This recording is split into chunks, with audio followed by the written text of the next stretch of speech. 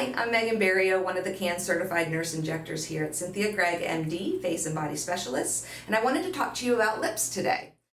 A study that we recently read found that the ideal lip proportion is 1 to 1.6. So we try to aim for that when we are assisting our patients, but we also keep in mind that different patients have different ideals of what they would like.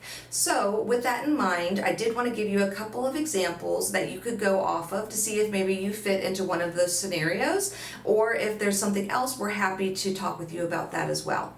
So the first patient I wanted to talk about is a patient who is a little bit younger and is really happy with the volume of their lip, but they actually just want to get a little bit more show of their lip. And we can do what's called a lip flip.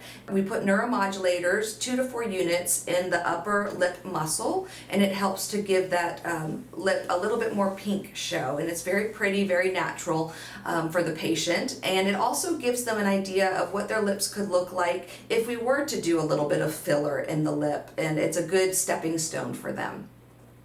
Another patient that we come across is the patient who does have nice volume as well, but maybe just wants to add a little bit of hydration to their lip. If that's the type of patient that you are, then we would want to use a filler like Restylane Refine. And that's one that you can use, and it doesn't add volume, but it does create like a nice lip gloss for the lip. So that's a good option for you.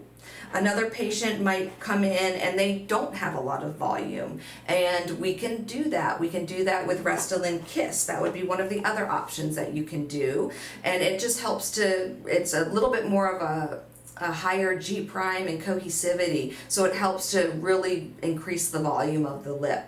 So that's another option for you. And then there's a patient that comes in and might be a little bit older that has those wrinkles that are vertical on the lips. And a lot of times the lipstick can bleed into those wrinkles, and it can be very frustrating for the patient.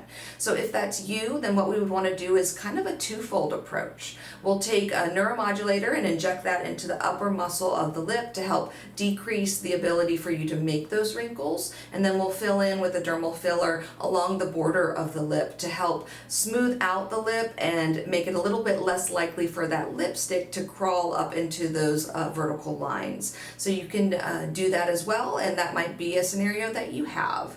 And the last one is we have patients that are a little asymmetric. Maybe they need to add a little bit more volume to their lower lip, or maybe it's the right lip's a little bit smaller than the left side. So we can do filler for that as well.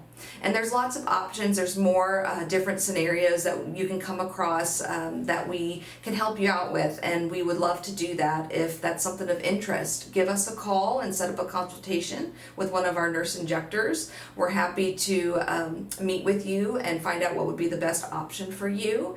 And then if you're interested in asking any questions before coming in, you're more than welcome to. You can send us an email to injectablequestions@cynthiagreggmd.com. So thank you so much, and we'll look forward to seeing you soon.